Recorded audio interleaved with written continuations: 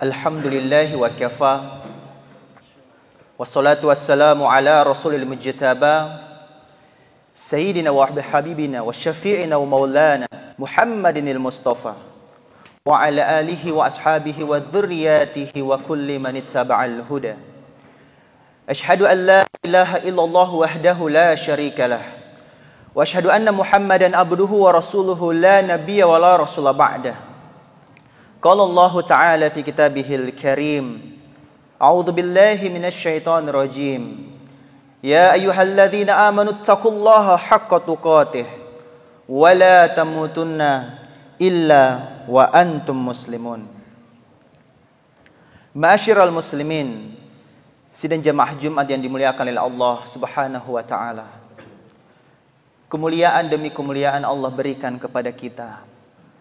Maka di hari yang mulia, di tempat yang mulia, juga bersama orang-orang yang mulia, tiga kemuliaan yang Allah berikan yang nampak, yang kita rasakan. Di hari Jumat, hari yang mulia, di masjid adalah tempat yang mulia, lalu berkumpul bersama jamaah orang-orang yang terpanggil hatinya, mendengarkan kalimat panggilan yang begitu indah di hati orang-orang beriman. Datanglah orang-orang yang mulia. Maka mari kita senantiasa untuk mensyukuri nikmatnya. Allah masih menjaga kita dari segala apa yang kita ingin terhindar darinya. Sebagaimana baru beberapa hari saja heboh 3 pulau sekaligus merasakan sebuah teguran kecil dari Allah. Namun sebenarnya itu amat besar kalau orang beriman melihat itu dari sudut pandang yang betul-betul benar di dalam hati kita. 3 pulau sekaligus.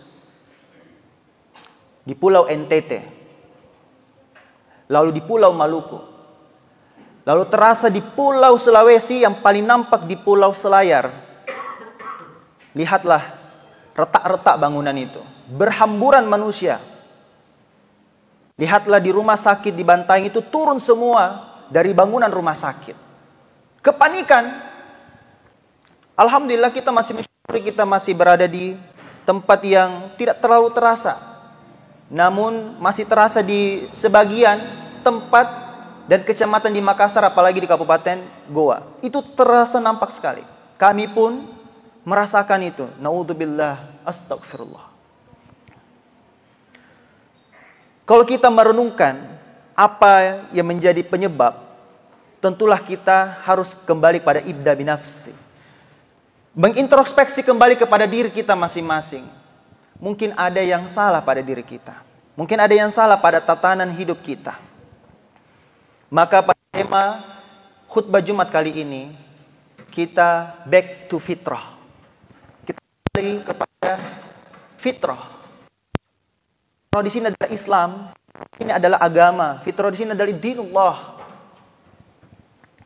Masyiral muslimin, sidang jamaah Jumat yang dimuliakan oleh Allah Subhanahu wa taala. Mari kita introspeksi agar kita kembali kepada fitrah 3 perkara. Insya Allah dengan 3 perkara ini kita melihat, menghisap diri sebelum datangnya hari hisap yang sesungguhnya. Apa saja ketiga perkara tersebut? Yang pertama adalah kita mengintrospeksi, bisa jadi dosa-dosa kecil yang kita lakukan. Dosa kecil itu diantaranya adalah hal-hal yang mubah, yang kita lakukan tapi ternyata melalaikan diri kita pada kewajiban-kewajiban kita. Belum lagi masalah akhlak. Misalnya buang sampah sembarangan tempat. Jangan heran, padahal dalam prinsip agama kita, kebersihan itu bagian dari keimanan. Cabang tertinggi dalam iman adalah mengucapkan kalimat la ilaha illallah Muhammadur Rasulullah. Lalu cabang terendahnya dari 70 lebih cabang keimanan adalah menghindarkan gangguan di jalan. Lah masalahnya kita ini di atas kendaraan, di mobil kita, di motor kita, kalau ada ya jenis-jenis plastik gitu, dengan gampangnya kita langsung buang di jalanan, di tengah jalan. Tisu, bungkus permen, bungkus air mineral, ya, terus juga kulit dari buah-buahan yang kita makan itu dengan gampangnya buka kaca buang. Belum lagi nasi dus yang masih banyak isinya, ada yang sampai dibuang. Padahal kalau kita renungkan diri kita, 2 tahun kita TK, anggaplah kita tidak masuk TK, tidak ada Raudatul Atfal ataupun Aisyah yang kita masuki anak-anak kita. Kita ingat saja diri kita, mungkin kita mulai dari SD, sekolah dasar 6 tahun. Lalu kita masuk SMP 3 tahun. 6 tambah 3 sudah 9 tahun. Lalu ditambah lagi SMA, bahkan masuk pesantren 3 tahun. Totalnya sudah 12. Lalu kita lanjut kuliah lagi, ada yang cepat selesainya 4 tahun, ada yang lanjut lagi S2-nya, ada yang agak lambat di S1-nya 5 tahun. 5 ditambah 12 sudah 17 tahun, tapi ternyata sampah masih dibuang di sembarangan tempat. Berarti ada yang masalah dengan sistem pendidikan. Begitu sederhananya. Ternyata itu dimulai dari orang tua dan dimulai dari diri kita. Saya sangat terharu ketika melihat anak kami. Ada anak kami laki-laki, saya terharu sampai nangis. Baru-baru saja kejadian itu, saya melihat anak saya ketika sudah makan, masih usianya 2 tahun. 2 tahun itu belum lancar bicaranya. Itu kalau ditemani ngobrol masih polos sekali. Ya Allah, ketika dia sudah makan, snack, itu entah kenapa, tanpa disuruh, entah kenapa dia cari tempat sampah. Dia buang sampah pada tempatnya. Saya nangis dalam hati. Di sisi yang lain saya juga melihat terkadang juga anak-anak kita membuang sampah dengan gampangnya di teras rumah. Kira-kira apa yang menjadi penyebab ada yang membuang sampah di tempatnya? Mungkin di antara anak-anak kita ada yang rajin membuang sampah pada tempatnya, ada juga yang kebetulan membuang sampah di sembarang tempat. Ternyata bisa jadi kita ini masih bunglon. Kita sebagai orang tua kadang datang taubat tak, datang baik tak, datang akhlak mulia kita. Buang sampai pada tempatnya. Giliran ketika buru-buru sembarang dibuang. Di sudut rumah kah, di teras kah. Begitu gampangnya. Dan akhirnya apa? Anak kita itu ternyata belajar bukan dari kata-kata kita, tapi dari penglihatannya. Karena dia belajar dari apa yang dia lihat. Dia meneladani. Dan sekarang adalah krisis keteladanan yang terjadi. Itulah kenapa kekhawatiran malaikat ketika Allah Subhanahu wa taala berdialog dengan malaikat, menyampaikan kepada malaikat dalam surah Al-Baqarah ayat 30, "Wa idz qala rabbuka lil malaikati inni ja'ilun fil ardi khalifah." Bayangkan, ingatlah ketika Tuhanmu berfirman kepada para malaikat, "Aku hendak menjadikan khalifah di muka bumi." Kira-kira apa responnya malaikat? Padahal malaikat ini adalah makhluk yang paling taat, tanpa protes sama sekali.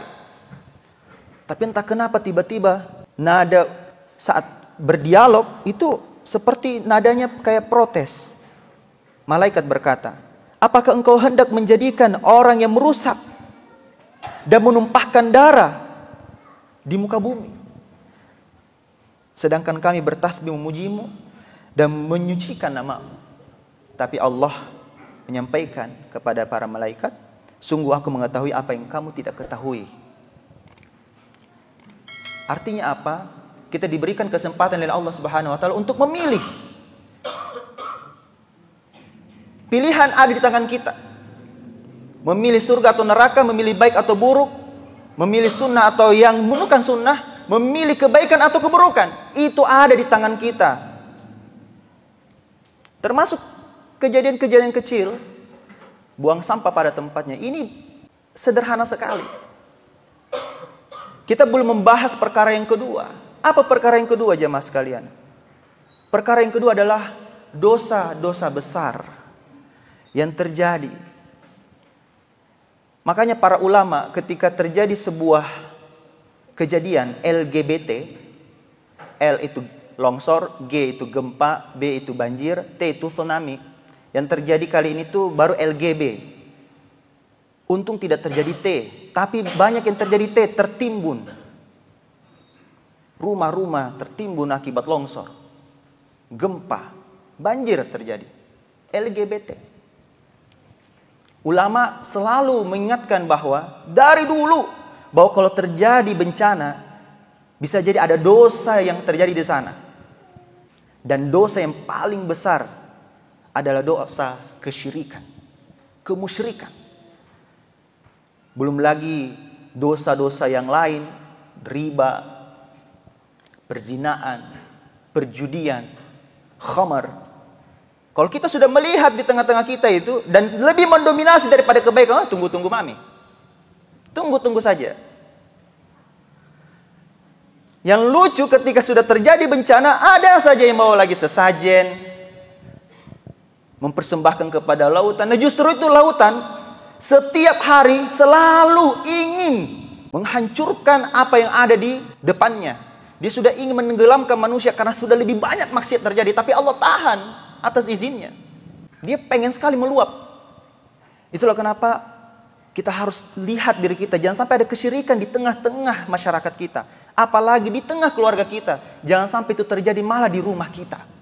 Naudzubillah, jimat-jimat, masih percaya dengan khurafat, masih percaya dengan hal-hal yang naudzubillah. Percaya suara cicak, oh ada anu ini. Gatal kita tangan, itu juga bagian dari kesyirikan, naudzubillah. Bilang ada rezeki nanti nih kalau gatal di tanganku. Hal-hal seperti ini kita harus hindari. La in asyrakta la yahbatanna amaluk wa la takunanna minal khasirin. Apa firman Allah?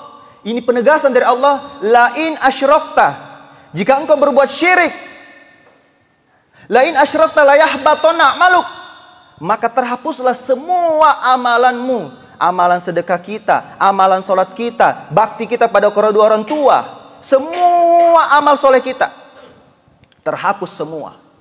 Karena inilah yang menjadi pembeda di antara semua amal soleh kita yang menyebabkan diterimanya adalah karena la ilaha illallah kita tidak ternodai dengan segala jenis bentuk kesyirikan. Syirik akbar, apalagi syirik asghar, yang besar maupun yang kecil.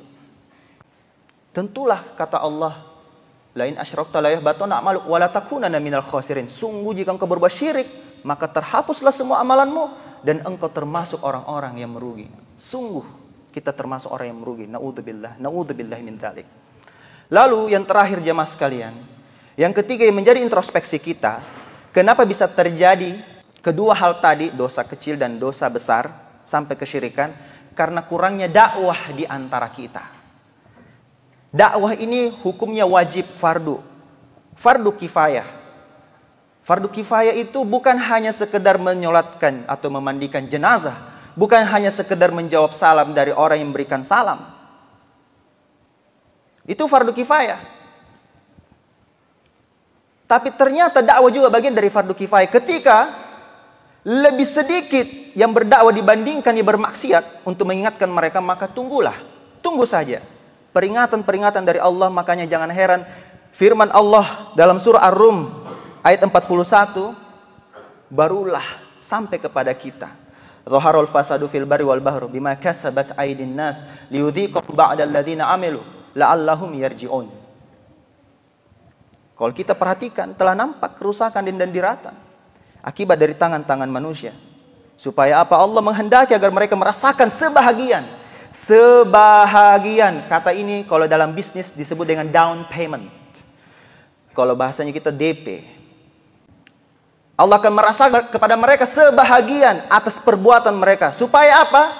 Tujuan Allah supaya kita kembali. Supaya apa? Kita kembali ke jalan yang benar. Bayangkan kalau tidak ada yang dakwah, maka kalian turun dakwah dengan cara apa? Sedikit getaran gempa saja. Itu sudah langsung, saya lupa dakwah ini. Orang beriman pasti langsung, ada kewajiban saya yang terlalaikan. Mungkin sholat jiki. Mungkin kita bayar zakat. Mungkin kita berbakti. Tapi ternyata kita lupa dakwah. Jangan heran apa yang terjadi ketika di zaman Nabi Isa alaihissalam. Dia memasuki sebuah wilayah, di mana wilayah tersebut kena azab dari Allah. Azab ini bukan main-main, semuanya kena. Di dalamnya itu banyak orang baik, tapi juga banyak orang-orang yang melakukan kemaksiatan. Akhirnya bertanyalah Nabi Isa. Datanglah Jibril memberitahu apa penyebab. Ketika bertanya Isa, apa penyebab kenapa diazab satu wilayah ini, satu kampung ini, padahal sini ada orang baik. Malaikat mengatakan, mereka ini banyak orang baik tapi mereka diam. Ada yang bermaksiat, tidak ada yang dakwahi, tidak ada yang mengingatkan. Jadi jangan heran, kita ini kena semua.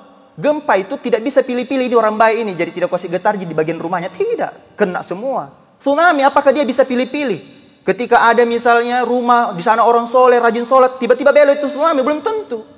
Kena semua. Itulah kenapa fardu kifayah dakwah ini ada wajib. Siapapun kita, apapun profesinya. Memang dakwah bukan profesi, tapi apapun profesinya kita wajib untuk dakwah.